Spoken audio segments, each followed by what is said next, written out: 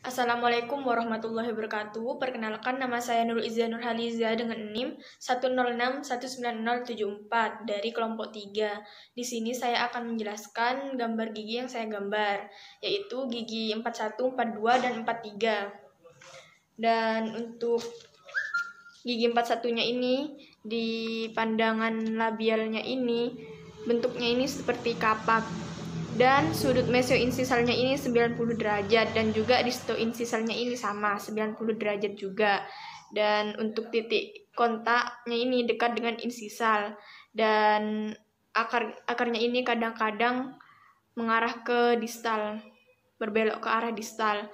Dan untuk sisi mesial distalnya ini lurus, hampir datar.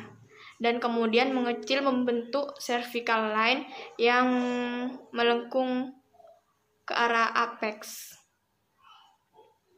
Dan untuk pandangan lingualnya ini sama seperti pandangan labial, hampir sama. Tapi untuk cervical line-nya ini lebih melengkung ke arah apex, lebih dalam. Dan untuk singulum ini, fossa dan right ini tidak begitu jelas dan juga hampir rata.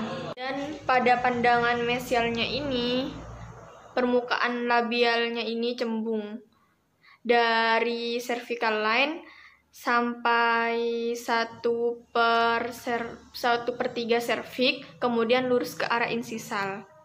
Nah, untuk permukaan lingualnya ini cembung pada singulum, kemudian cengkung menuju insisal.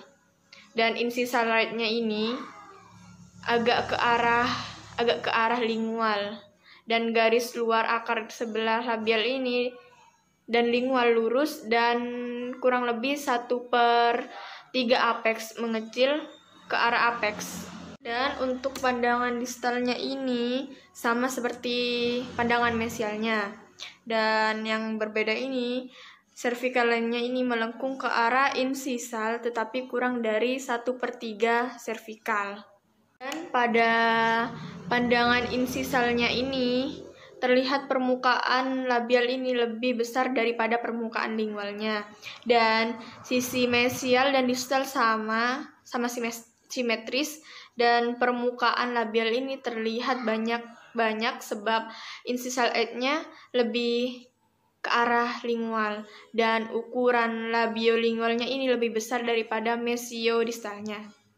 Dan untuk gigi 42-nya ini pada pandangan labialnya ini sama juga, tampak seperti kapak, dan sudut mesioinsisalnya ini hampir 90 derajat.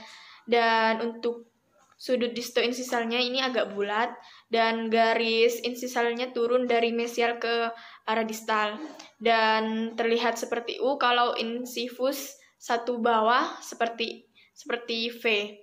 Dan cervical line-nya ini melengkung ke arah apex. Untuk pandangan lingualnya ini sama seperti pandangan labial, terdapat fossa dan singulum, dan cervical line-nya ini juga melengkung ke arah apex. Dan untuk pandangan mesialnya ini, permukaan labialnya ini cembung sedikit pada kurang lebih 1/3 cervical, kemudian juga lurus, dan permukaan lingualnya ini terdapat singulum. Cervical line-nya ini melengkung ke arah insisal. Dan pada pandangan distalnya ini sama seperti mesial juga, tapi cervical line-nya ini tidak terlalu dalam seperti pandangan mesialnya ini. Hanya itu perbedaannya.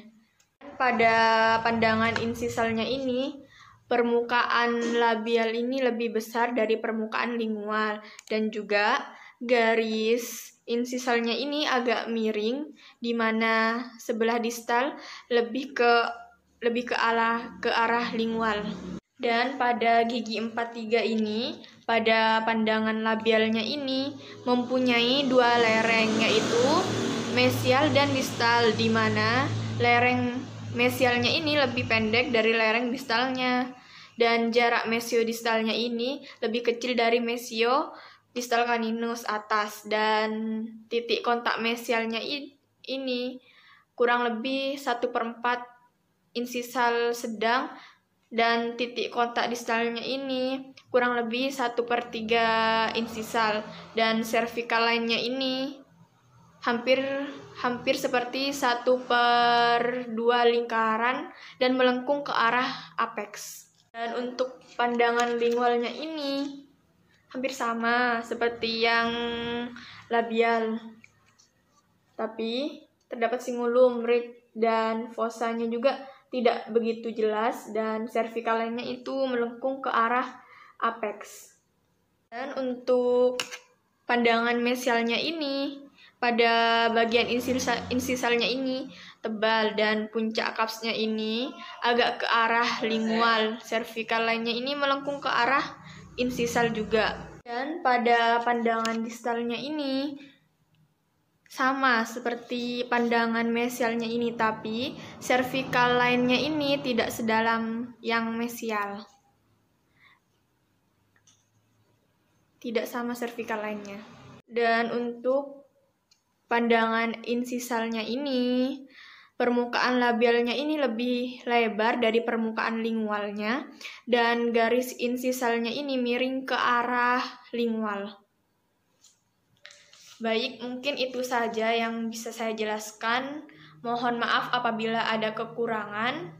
Wassalamualaikum warahmatullahi wabarakatuh.